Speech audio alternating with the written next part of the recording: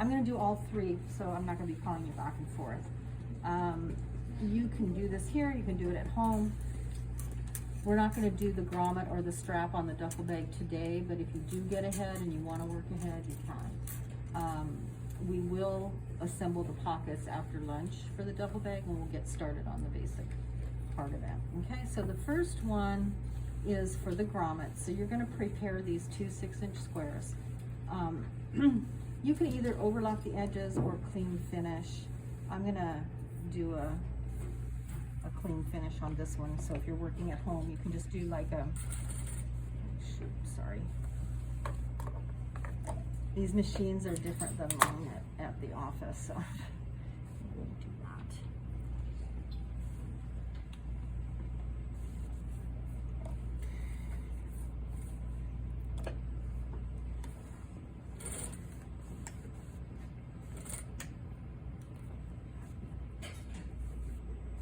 So if you want to clean finish it, just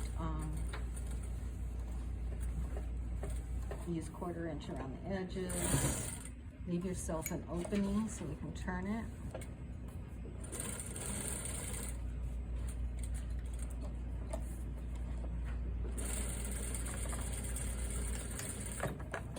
And you can, like, you know, maybe clip a little bit if it helps to do that too. The other option is if you fold it in half and you want to overlock the edges. So you don't want to turn in work that has raw edges. Okay. Everything you want to have a clean finish. So if you do that, and what I would do, like for example, if you were doing this like in a faux leather, how do you spell faux? F-A-U-X. Thank you. It's not pronounced fox, which a lot of students think that's how you pronounce it. So it's F-A-U-X, and it's a French word for meaning basically, you know, not real, imitation.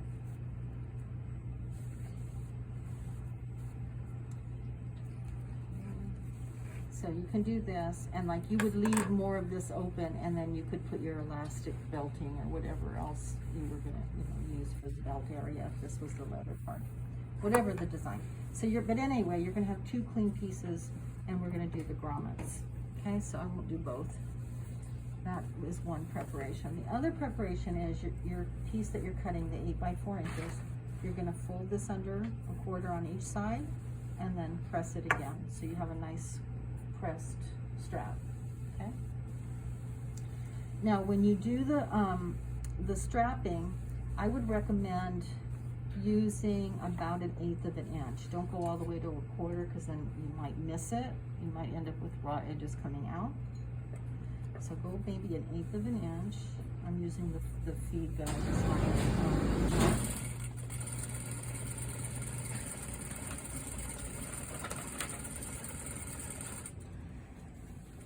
And then again, because I was at the overlock on my sample, I overlocked these edges, but you can do the same, or you can zigzag it at home. And then the same distance that's here, you do on this side.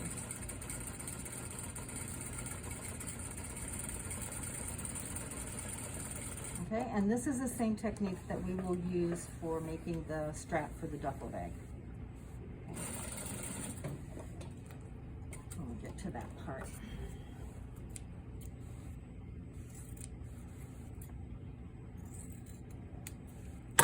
Okay, so that's the other sample. And I'm going to take you over to the grommet machine in a minute. I got to get my grommets out.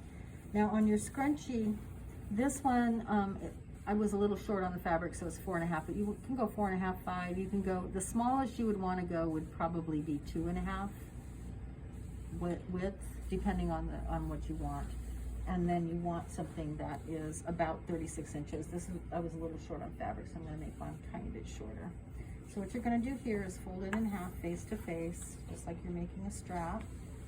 So 1/4 inch seam allowance.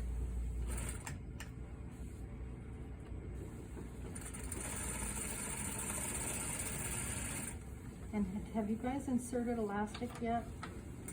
Yeah, in my personal project, yes. I have some safety pins. I'd like you to return them afterwards. I'll let you have them to do it with. And then I'm going to show you, if you haven't used this tool before, how that works. So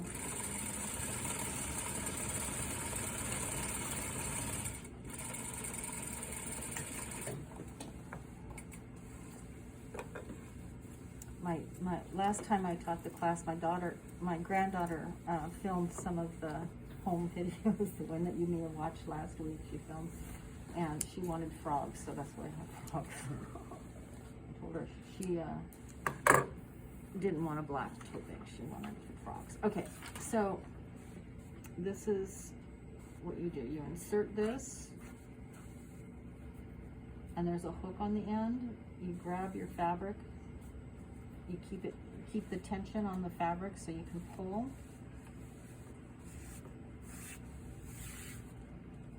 Okay, so if you haven't used this before, it takes a little practice. You probably won't do it that easily the first time if you haven't used it. And then you're going to insert the elastic. So on the scrunchie, I would recommend getting the center of your, where the seam is, and then you're going to insert your elastic piece right on that seam. Just tack it so that it doesn't, so you don't lose it.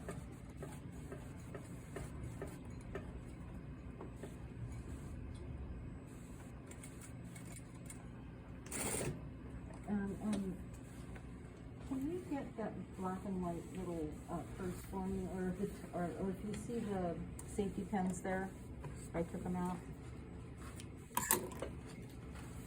Thank you. And just stocked up.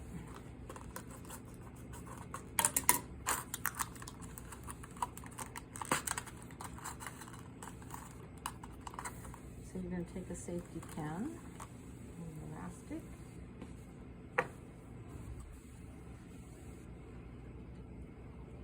And put that on the end and feed it through.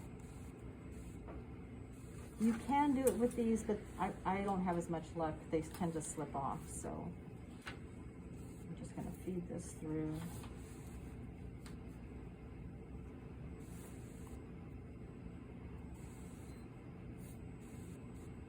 So imagine like this, this is gonna take me 5 minutes to make this, right? Maybe less. Imagine if you were making these in an hour, so you could make, what's 5, 6, you could make a dozen of them in an hour at 5 minutes each, maybe more. If you were charging $8, $10 a piece with remnant fabric, that would be pretty good, right? So, I would love to see some other hair accessories, but this one is required, and then whatever other homework sample you want to do. If you want to do something with a bow or little, whatever you want to do. We had one lady last time that made, she made fabric file folders for her book. Like she sewed like an envelope that went into her notebook. And that was kind of cool. Whatever you want to do to be creative. There's no limitation on that. Okay, then you want to make sure you do that. Then you can put your two edges together. And I would recommend doing this with a French seam. So the first stitch is going to have your wrong sides. Is that right? Wrong sides together, yeah. And you're going to stitch this together. You can use a 1/2 inch seam. And this is going to turn into a French seam.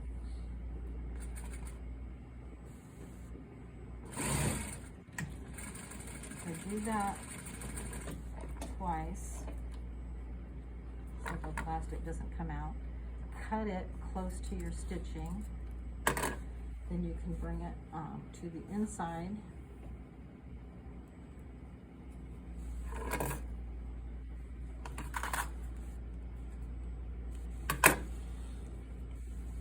seam really tight in there, and then you can sew the seam once more.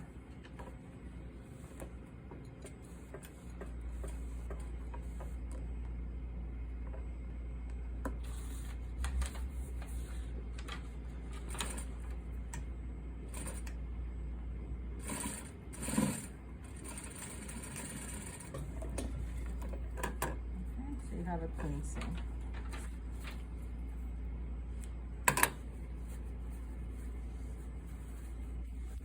That's it.